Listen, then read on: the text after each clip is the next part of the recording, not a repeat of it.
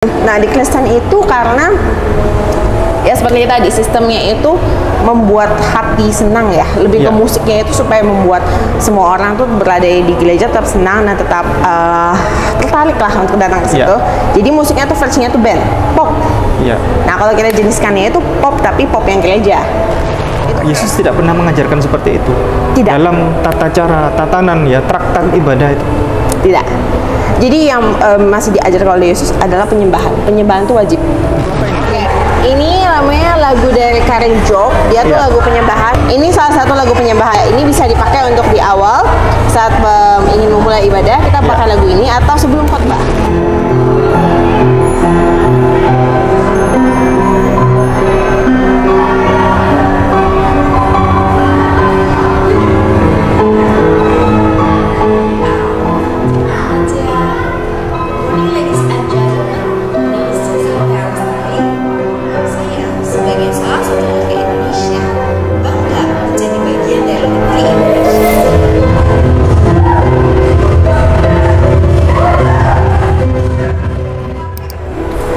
Bismillahirrahmanirrahim. Assalamualaikum warahmatullahi wabarakatuh. Alhamdulillah, bersama Cice Jesslyn. Dan hari ini Cice dulu pemusik pemusik di lebih dari 10 gereja.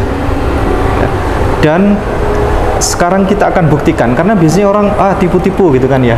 Iya, betul. Tipu-tipu. Dia bukan bukan mantan pemusik gereja, nggak bisa, dia nggak bisa main musik gitu kan. Dia nggak punya ijazah dan seterusnya. Nanti habis ini kita akan buktikan bagaimana Mbak Jesslyn Tia Lestari ini bermain musik. Kalau ini apa ini? Ini baby piano. Grand baby piano. Bisa dijelaskan ini? Nah, kalau grand baby piano itu sebenarnya sama dengan grand piano, cuma bentuknya kecil. Karena kalau untuk grand piano itu dia lebih besar untuk kemampuan senarnya jauh lebih kuat. Nah, biasanya kalau untuk grand baby piano itu mereka masih perlu untuk masih pakai untuk konser. Cuma kita tetap harus kasihin mic di senarnya. Jadi mic-nya posisinya bukan depan situ, tapi di belakang senar sini. Jadi keluar suaranya dari sini. Ini kenapa kalau namanya grand piano itu mereka tuh bukan yang kayak itu, kalau itu yang di sebelah itu piano yang biasa. Grand baby itu emang mereka harus dibuka supaya suaranya keluar. Nah, kalau grand piano biasanya mereka bisa pakai konser tanpa harus taruh mic-nya sedekat ini. Jadi mic-nya boleh di ujung panggung, dimana grand pianonya di sini, itu biasanya untuk konser-konser. Begitu. Apa kelebihannya gini? Yang ini? Nah, kalau ini dibanding itu suaranya itu lebih natural dan lebih enak dentungannya didengar. Emang sekelas Glenn. Mereka itu kelompok Glenn piano. Memang lebih enak. Cuma kalau untuk Glenn piano dan Glenn baby sendiri harganya tuh lumayan wow. Glenn baby saja kalau misalnya yang modern sekarang itu sekitar 50 sampai 60 juta untuk dapat satu buah Glenn baby. Perawatannya memang tidak sesusah yang Glenn piano, cuma emang butuh space. Jadi dia butuh satu ruangan khusus. Kalau grand piano sendiri memang dari segi harganya sangat susah jangkau. Biasanya sekitar paling murah 90 juta sampai ratusan juta. Biasanya grand piano tuh bisa melebihi dibanding itu, tergantung pembuatannya. Kalau yang dipakai gereja selama ini? Kalau yang dipakai gereja tuh kebanyakan gereja Katolik sama pakainya. Kalau Katolik dulu ya. Kalau gereja Katolik tuh biasanya pakai yang kayak begini. Kayak begini nih. Ini mana itu tuh piano tunggal, tapi yang dia memang besar. Dan kalau untuk gereja-gereja yang Katolik yang besar sekali, grand piano itu bisa sampai naik ke atas, sampai ke atas begitu. Tapi kalau untuk Kristen sendiri, mayoritas kalau untuk gereja kecil memang lebih efektif bukan piano, tapi keyboard. Karena kalau piano dia butuh teman-temannya, dimana dia butuh band. Mirip band. Harus butuh band. Paling minimum kalau misalnya dia mau band kecil juga harus ada pianis, harus ada gitaris, bass, dan harus ada drum supaya bisa menyambungkan ketiganya. Nah, kalau misalnya untuk keyboard sendiri untuk gereja kecil itu cukup, karena dia cukup pemain piano tunggal itu bisa mengcover semuanya, karena dia ada bagian MIDI-nya, dia bisa di-play. MIDI-nya sudah ada drum, bass, dan gitar. Dia tinggal play dan asal pianisnya bisa ngiring, eksekutin sudah oke. Tapi biasanya juga kalau misalnya sudah gereja besar nih, biasanya dia lengkap dari piano, ada gitaris, ada bass, habis itu baru ada drum. Kalau lebih lengkap lagi dia ada violin dan harpa. Itu biasanya bisa lebih lengkap. Nah, kalau misalnya sudah selengkap itu, tidak harus lebih efektif memakai piano. Karena bunyinya piano dan bunyinya keyboard itu beda. Dari touch-nya itu berbeda. Kalau touch piano itu lebih berat.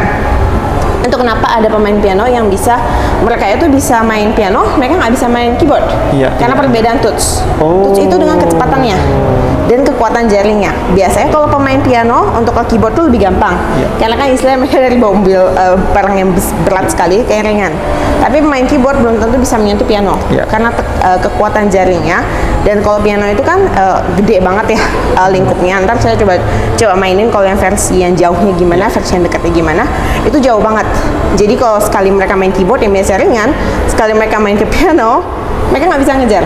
Atau dia punya tekanan tuh bisa nggak nyampe, begitu.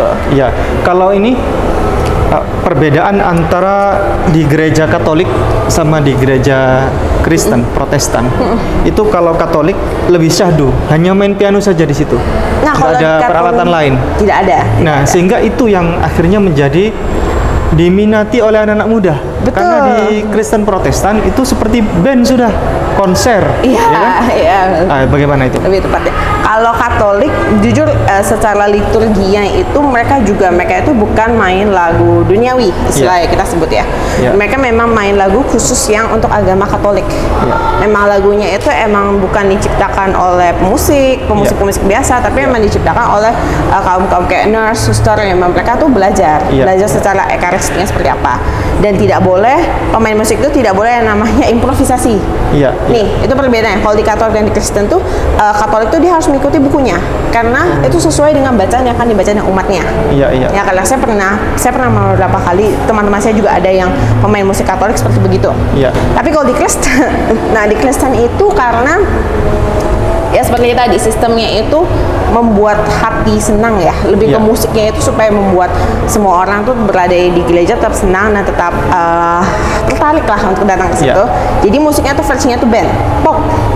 Nah kalau kita jeniskannya itu pop, tapi pop yang gereja. Itu kenapa kalau misalnya musiknya kalau musik-musik di Kristen sendiri bagi dari dua. Pertama itu adalah lagu penyembahan, habis itu ada lagu yang cepat. Lagu yang cepat itu pasti yang mirip-mirip kayak rock, mirip yang pop. Nah, kalau lagu yang pelan itu memang lebih ke penyembahan. Itu lebih memang untuk liturgi ya.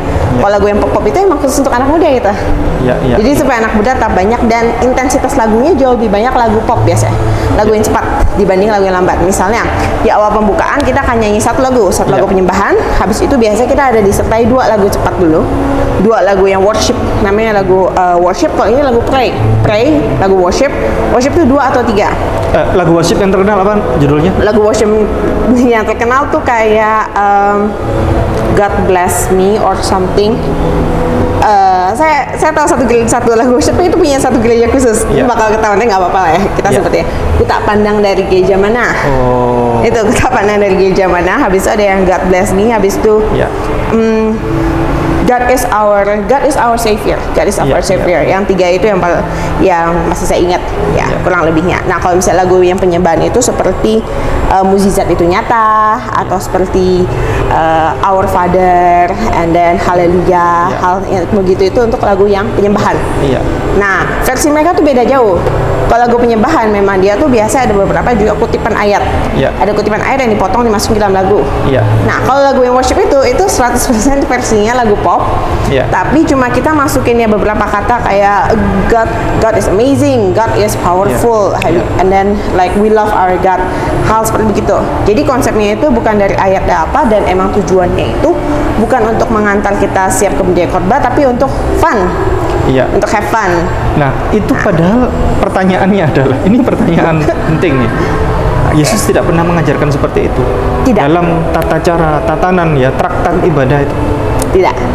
Jadi yang masih diajarkan oleh Yesus adalah penyembahan. Penyembahan itu wajib.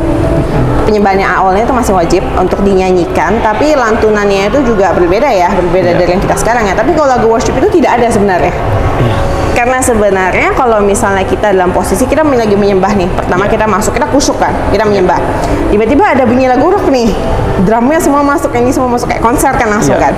Habis itu kita habis 3 lagu yang cepat itu kita udah merasa happy dan biasanya itu kalau kita jadi worship leader kita biasanya ngajak jemaatnya untuk berdiri dan nari. supaya bersemangat kan. Supaya semangat. Supaya semangat kita pasti, dan posisinya nih, posisi kalau misalnya kita lagi lagu worship, kalau lagu pray itu kan kita biasa duduk. Iya. Cuma habis itu pas tengah-tengah udah kita mulai penyembahan tuh wajib berdiri.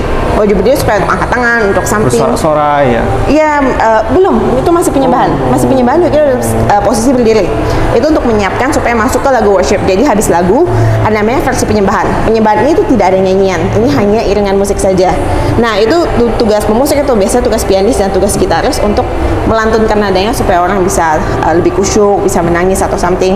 Nah, setelah mereka berdiri, kita mulai lagu worship. Nah, di situ mereka harus fun, harus semangat. Iya. Dimana anak-anak muda biasanya kalau di gereja yang quite big, quite huge, biasanya kita tuh mulai lighting on. Oh. Jadi digelapin semuanya, terus hit pakai lighting di 3 lagu itu. Oh, sampai ruangan digelapin ya? Iya, Supaya terbawa. supaya ininya tuh benar-benar jadi benar-benar kayak konser full lah. Ini dan ini nyata di banyak gereja-gereja bisa dilihat kalau misalnya udah panggungnya keren sekeren itu, kalau udah bagian lagu worship kita gelapin, habis itu kita tembak. Apalagi kalau udah malam ya, malam itu kan lebih energetik istilahnya untuk menyanyi lagu kayak gitu. Jadi ya istilahnya kita tuh seperti dibanding pergi jalan-jalan keluar-keluar dengan lagu yang nggak bener, ke gereja aja.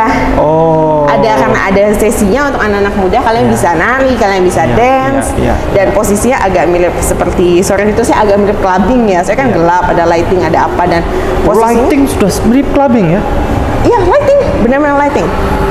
Itu banyak di semua gereja. Itu kenapa juga banyak anak-anak muda itu lebih suka ke gereja yang besar. Karena gereja besar, kita bisa have fun. Dan mereka ini selain kita dapat ini ibadah umum itu di hari Minggu. Sedangkan ibadah pemuda, ini yang namanya ibadah pemuda itu di hari Sabtu. Nah, di hari Sabtu itu kita lebih sedikit menyembah. Jadi biasanya lagu penyembahan 1, tapi lagu cepat bisa kayak 5. Iya. Itu memang, dan posisinya itu di malam. Memang dari jam 6 atau dari jam 5 sore sampai jam 7 dan sampai jam 9. Nah, itu kita party. Itu seperti kita party sebenarnya. Sama posisinya. Kita juga yang main ya, sampai yang drummers atau apa ya, kita juga main sebenarnya itu lagu-lagu rock yang kita ganti nadanya. Supaya orang terbawa, supaya rasa konser dan orang seru begitu. Sehingga daripada clubbing ya, iya, mendingan ke gereja. Sama posisinya gitu loh. Kita juga fun, apalagi kadang kan masih sesama pasti diperbolehkan kalau orang tua dong, kan ke gereja ibadah pemuda kan. There's nothing wrong about that kan. Tapi yang kita di situ kita tahu memang ini saya untuk party, lagu untuk party-partyan seperti begitu. Iya, baik. Kita akan buktikan saingannya Ustadz Kainama bermain musik supaya untuk menghindari branding tipu-tipu dan lain sebagainya. Kita akan buktikan bisa atau enggak. Bisa atau enggak? Bisa. Bisa. Silakan. Ini namanya piano apa? Kalau ini namanya piano klasik. Jadi piano klasik itu yang bentuknya kayak kotak. Dia tidak harus. Oh, ini variasi ya, karena ini kan dari museum ya bentuknya. Jadi masih piano yang lama, posisinya juga udah mulai usang. Ini udah mulai usang dan mulai rusak ya. Sudah mulai. Kalau dibilang rusak tuh enggak, karena dia posisi belum sumbang. Cuma dari kecepatan touch-nya itu udah nggak aktif. Jadi saat kita tekan, naik turunnya itu udah tidak. Baik, tantangan ini. Bagaimana memainkan musik piano yang sudah mulai tidak normal. Betul. Oke.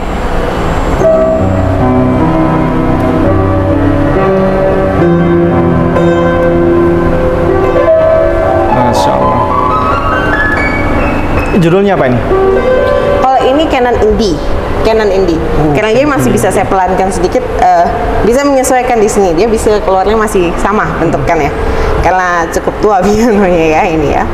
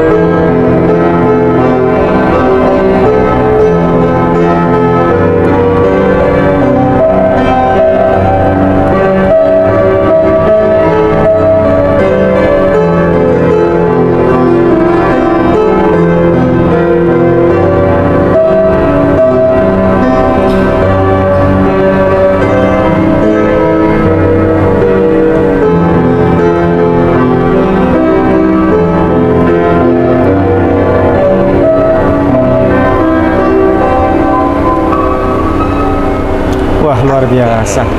Biasanya kalau di gereja prosentase antara ini kan lagu umum ini, bukan lagu penyembahan kan? Bukan lagu penyembahan. Lagu yang berhubungan dengan religi, dengan hubungan dengan lagu yang umum itu berapa persentase yang dipakai di gereja? Kalau presentasi gereja lagu yang religi itu mereka penyembahan itu lagunya lebih mirip, memang lagu slow di lagu pop dia mirip, cuma memang secara ayat kalau bisa dibilang penyembahan itu kalau memang dia buka ayat yang benar betul ininya. Coba salah satu lagu yang saya masih ingat yang mana ya yang penyembahannya. Ini namanya lagu dari Karen Job, dia tuh lagu penyembahan namanya Haleluya, We Sing Haleluya, kita bernyanyi haleluya. Ini salah satu lagu penyembahan, jadi kalau misalnya ini bisa dipakai untuk di awal saat ingin memulai ibadah kita pakai lagu ini, atau sebelum khotbah. Karena ini termasuk lagu yang khusyuk dan dia tuh untuk mengiring kita. Biasanya kan kalau misalnya lagu-lagu yang seperti Karen Job ini salah satu lagu yang bisa nanti untuk jadi pembukaan khotbah. Jadi sebelum biasanya pendeta buka khotbah dia bisa bilang kayak haleluya seperti lagu yang kita nyanyikan sebelumnya atau apa, baru masuk ke ayat-ayat Alkitab seperti begitu. Jadi ini cukup bagus untuk dipakai. Siap. Oke ya, siap.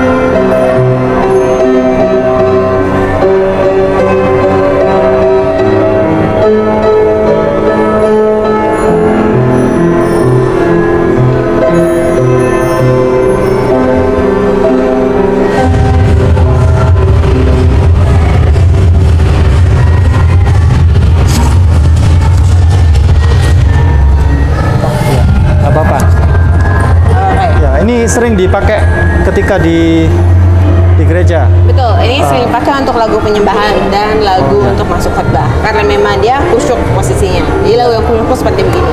Ya. Kalau cuma single organ itu bisa dimain. Ya, oke. Betul. Kita ke sana Baik. habis ini. Oke. Ya. Baik.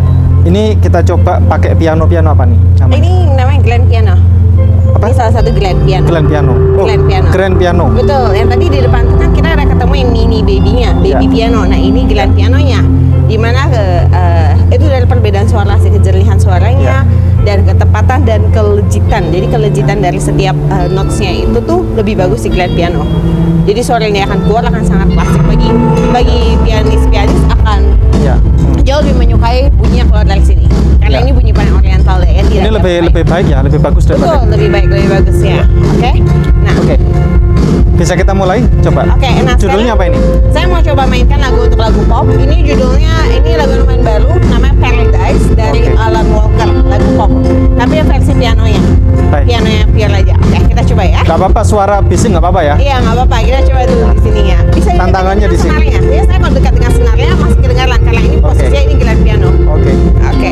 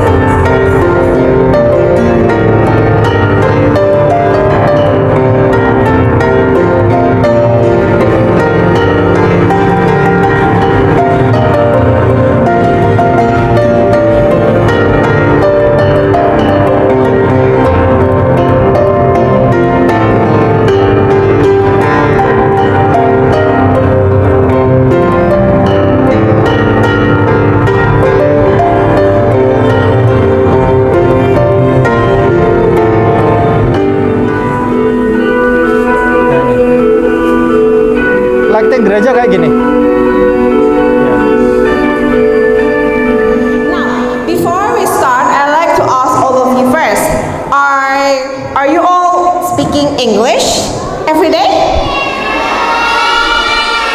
Yes. So if I speak full in English, can you understand?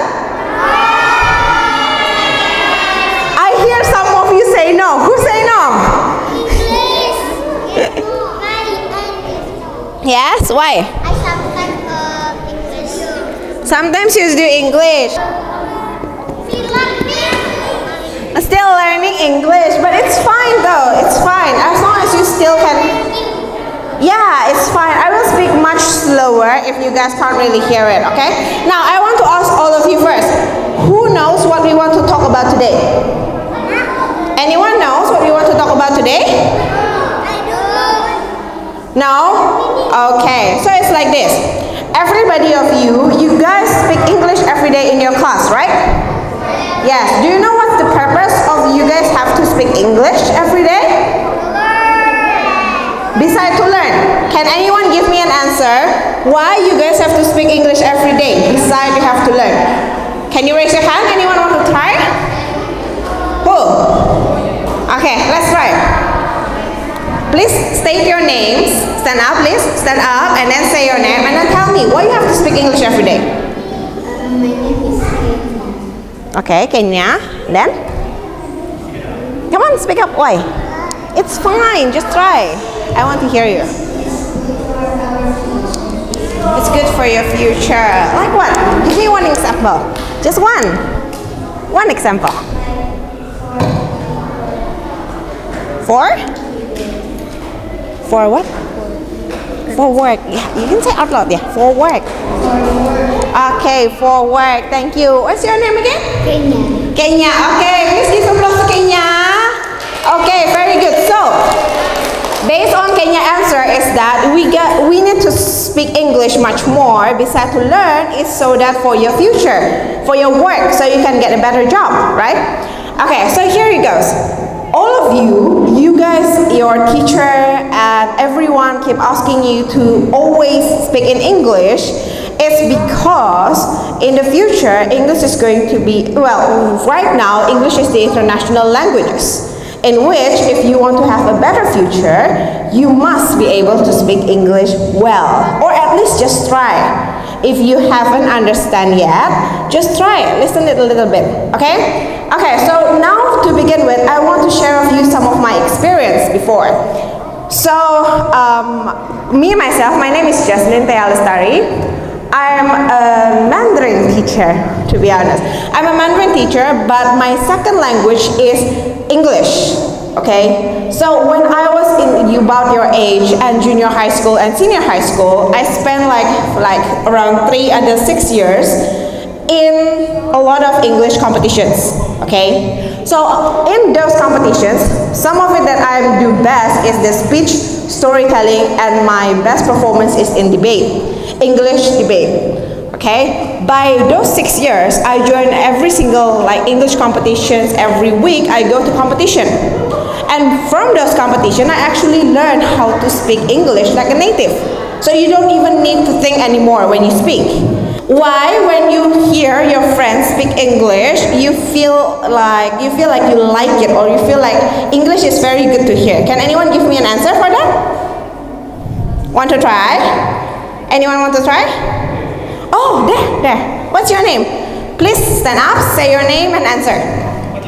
Okay, come on, let's answer. Let's try. Sorry, repeat the question, please. Okay, when you hear your friends speaking English, what is the first impression that you feel? What do you feel when you hear your friends speak English with you? Yeah, know the language. And then, what makes you feel like it's very nice, like I can use it for my daily activities and I can use it as my daily communication? Why? Yeah, because English is formal language. English is formal language. And then? Any more else? Only that. Only that. Okay, thank you very much, yeah. Give applause to your friends, please. Yes, very good, okay. So it's like that. It's just by speaking out loud about the English itself, it's actually you already learn a very precious skills for your life. Like I said, when I join a lot of competitions, I get a lot of opportunity to meet native, you know. Like that is one thing that we like, right? When you can speak English and you can speak with a native, you will feel very proud about it. Anyone already speak to native before, or when you have a guest, native guest here? Anyone ever? Like you meet American and Australian or anything? Yes? Yes, can you tell me some of your experience, please? Say your name and then say your experience. How do you feel when you can speak English with native? Hi. I'm a speaker from outside Australia. And feelings like they're so cool. They speak English really good and all of it.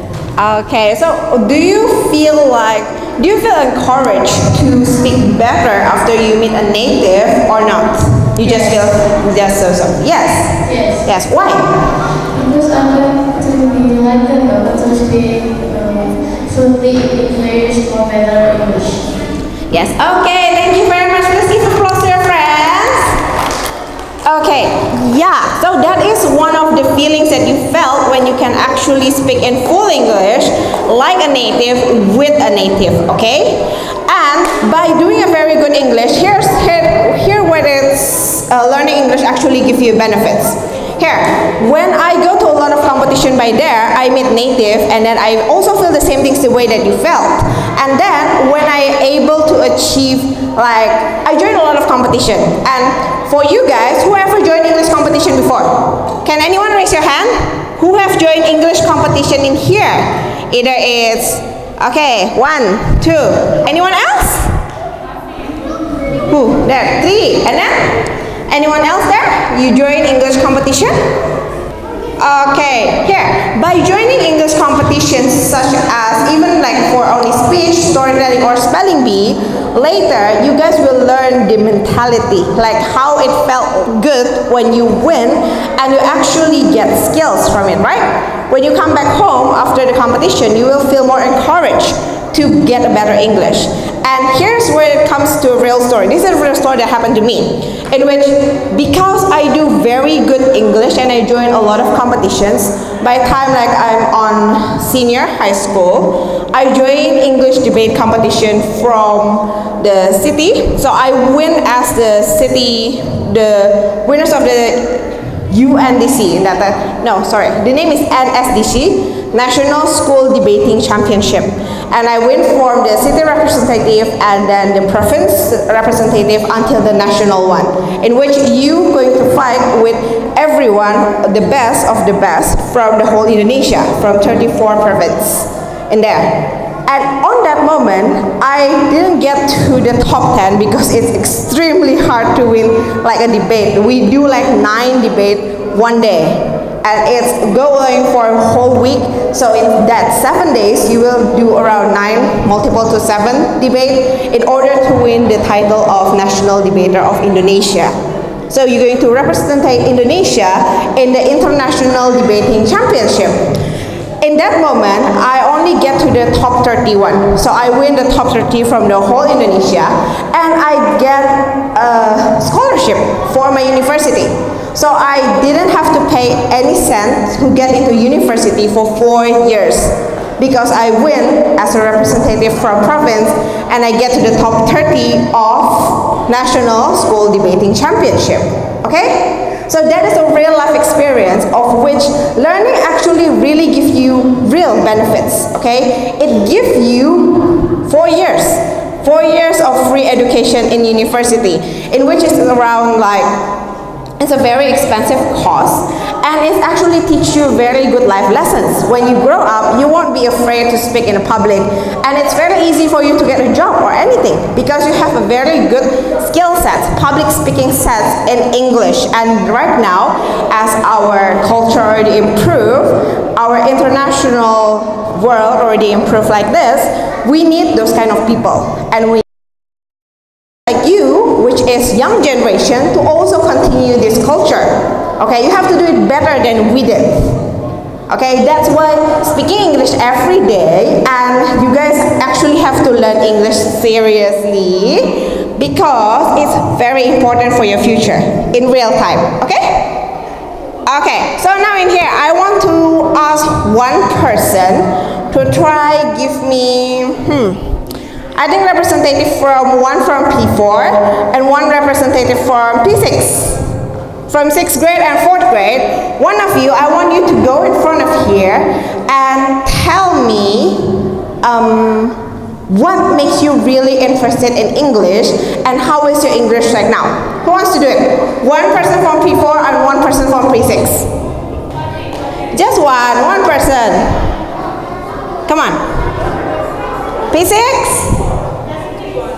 Just one person. Oh, you're P4? What's your name? Farla. Okay, Farla. Have you know what's the question? No. The question is, tell me what makes you interested in English. How is your English? Good? Good or no? You think so? But you're confident with it? You like it? Yes. Okay, you like it. Tell me what makes you interested in English and how is your English right now? And how do you feel when you can do conversation like this with your friends? Can you try? Yes. Okay, here. Okay, everybody please listen well ya. Try, come on. I am interested. One more person from P6. Where's P6? Where's English because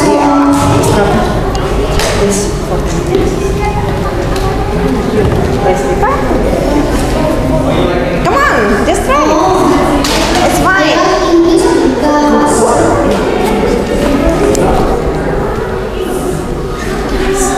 Because? it's good. Okay, it's good. And then how do you feel? Can you do conversation in English with your friends? Full conversation? Yes. Okay, and how do you feel about it? Excited. You're very excited. Why? Why? I feel like English is the most beautiful language. Oh, nice. Anything else? No more. Okay, the girl. Thank you, Farel. Okay, alright. Now give applause to your friends, Farel. Now, one more person from P6. Just choose one lah. Be brave. Volunteer. Okay, stand up here, please. Okay, now you just need to say your name and then tell your friends what makes you very interested in English, and then how do you feel when you can do a full conversation in full English with your friends or with anyone that's able to answer you. Okay? Yes. My name is Jasmine. So I want to study English because I want to continue my study in another country. I want to continue my study in New Zealand. So I need to can speak English very well. And that already. Okay. Now, how do you feel like when you can do, like full conversation in English? How do you feel?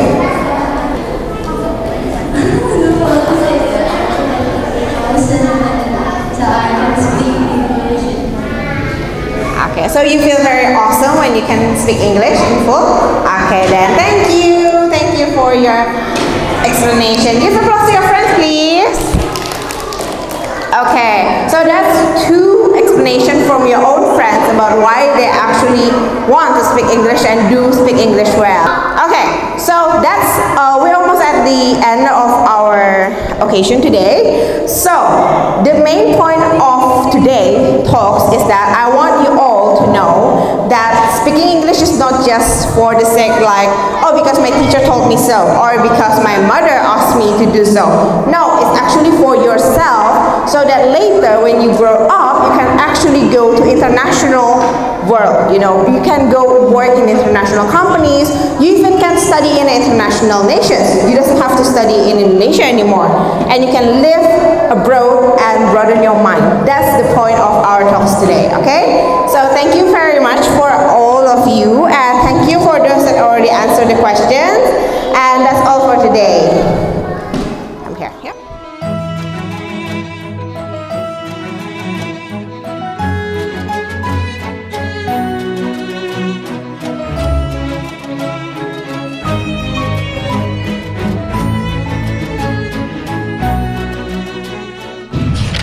Setiap muslim harus memiliki bekal ilmu kristologi untuk membentengi diri dan keluarga serta untuk berdakwah.